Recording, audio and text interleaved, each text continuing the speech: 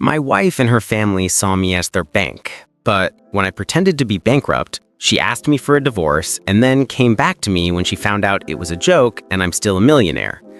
I met Laura 10 years ago at a party that a mutual friend hosted in a small downtown apartment. I was 28, she was 26. It was the kind of evening where the music is almost too loud, the apartment too crowded, and everyone is jostling for a drink or a taco from the tiny table shoved against the wall. The smell of tacos al pastor mixed with the faint scent of perfume and spilled beer. Laura was standing near the taco table, wearing a simple blue dress that somehow looked perfect in the chaos, her dark hair falling in waves to her shoulders. She smiled at something someone said, and the way her eyes lit up caught me completely off guard. I remember walking over nervously, my stomach twisting in knots like a teenager at a school dance. I tried to sound casual, but my voice came out shakier than I expected. She laughed, really laughed, like my words had somehow been charming instead of awkward. And in that moment, I felt more at ease than I had in years. We talked about everything and nothing. She told me about her students. One had made her a crooked drawing of her. Another had accidentally spilled paint on her desk. I told her I worked as an engineer for a small construction company and liked it, even though the pay wasn't amazing. The tacos were mediocre, but we laughed so hard I didn't care. By the end of the night, I asked for her number, and she gave it to me with that mischievous smile that made my chest tighten. We started dating a few days later, our first real date at a small taco shop near my apartment. We shared horchata and tacos on a wobbling metal table, talking about movies we liked, places we dreamed of visiting, and our hopes for the future. We didn't have much money, but I didn't care. Being with her felt like the only thing that mattered. 3 months later, I asked her to move in. She teased me about washing dishes sometimes, and I accepted. That week, she brought her suitcase of clothes, some storybooks, and a crooked lamp she claimed brought good luck. I thought about how lucky I was to have someone like her in my life. Then, life took an unexpected turn. A colleague told me about a tech startup making smart home apps. I didn't understand much, but I trusted him and invested $50,000 I'd saved for years. The first few months were quiet, and I worried I'd lost it all. Then, 3 years later, the company exploded.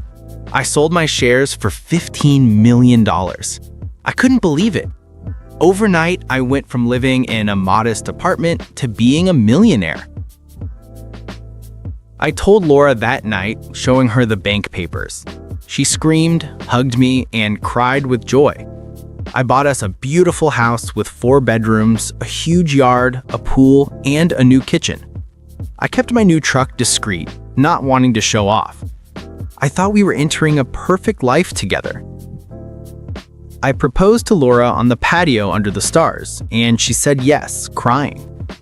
Our wedding was simple, with homemade food, a cumbia band, and nearly all her family attending. I thought love and money combined would make everything perfect, but it didn't. A few months after the wedding, Laura quit her teaching job, claiming she wanted to focus on us. That should have been fine, except her family began asking for money. Small loans at first, then larger ones. Carla needed a new car, Jorge a workshop, Don Luis a business, and Doña Rosa house repairs. Every request was accompanied by Laura's soft gaze and words about family. I gave the money thinking it was temporary, thinking they needed help, but the requests never stopped. Over a year, I gave them over $300,000. Not a cent was returned. Laura eventually started asking for things herself. Designer clothes, bags, jewelry. She convinced Carla and Jorge to move in temporarily, which turned permanent. The house I'd bought with love became a bank branch. I felt trapped, watching my wealth drain while being treated like an ATM. Then came the Cancun trip. Laura called one morning, excited. She and her family had already gone, leaving me behind. I had paid for the trip, $80,000, but was excluded. I felt my chest tighten as I realized I wasn't family to them. I was the money. That week, sitting alone, I decided to test them. I faked bankruptcy. With the help of my accountant friend Raul, I created fake documents showing my accounts emptied, failed investments, and termination from my company. I even convinced myself I'd lost everything. I told Laura one morning, showing her the papers. Her reaction was subtle at first, but within days, she complained about everything. Our house, the car, even the food. A week later, she asked for a divorce.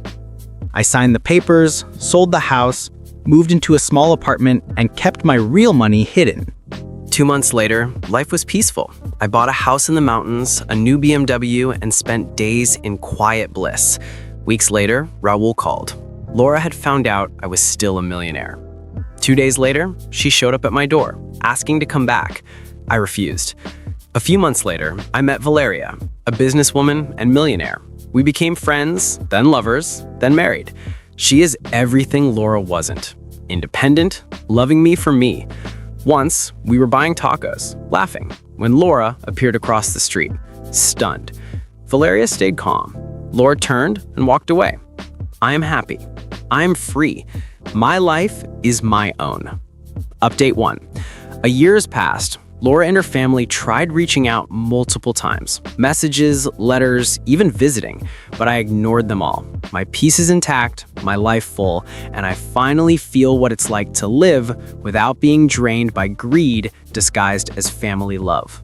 Update 2. Valeria and I recently traveled abroad. I realized how much lighter life feels when love isn't transactional. I sometimes think of Laura, but then remember her actions. True love doesn't ask for your wealth. Update 3. Every day, I wake up in my mountain home with a view, drive my BMW, and know that the happiness I have is real. Laura's greed didn't take that away. I hope she learns, but I am finally at peace.